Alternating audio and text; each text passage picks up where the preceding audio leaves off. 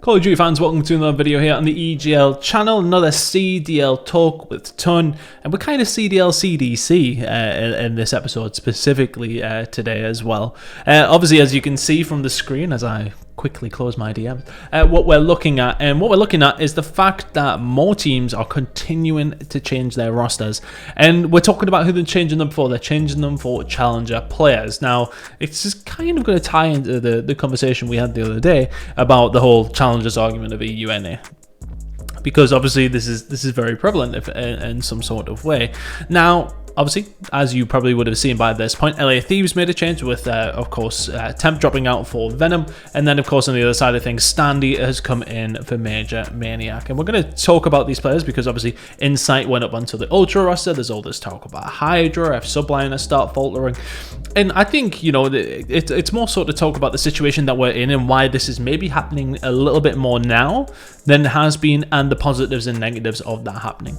Now, I tweeted out about this at the time, and this is more on a broader spec of why this is happening now. Typically, in previous years, obviously, well, COVID didn't exist, so we were doing more LAN events, there was more big events to go to, everything was kind of staked for your team on how they performed on certain weekends throughout the year.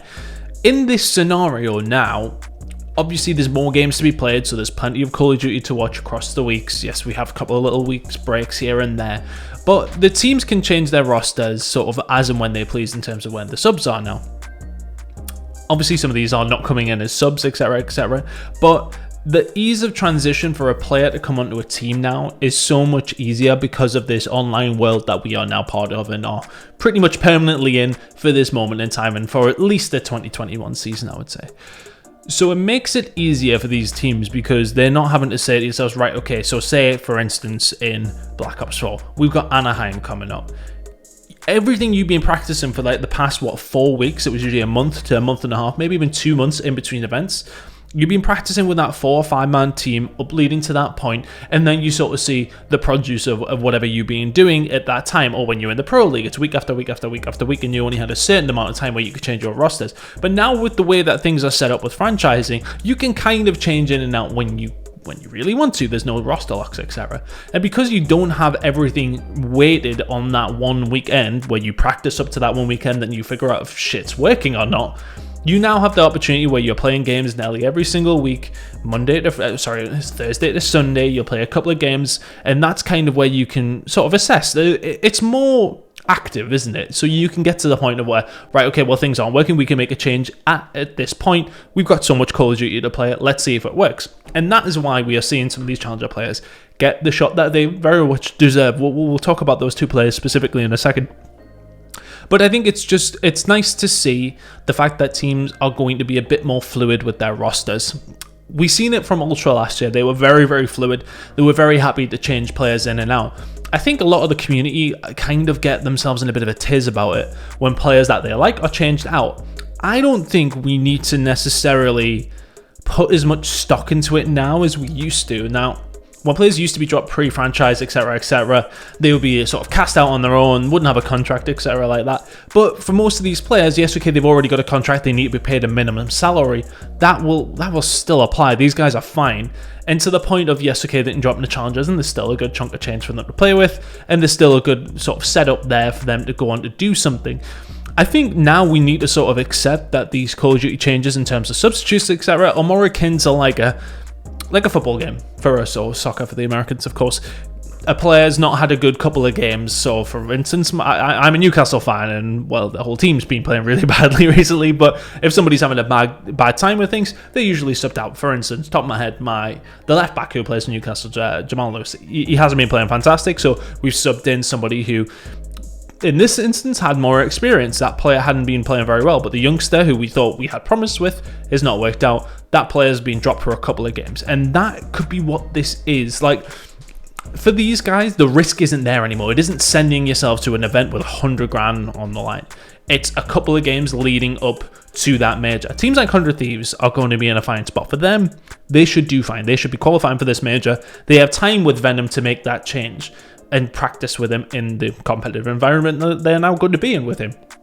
On the other side of things, Minnesota ain't doing too hot right now, so that's why the force change was in, and it kind of needs to work for them.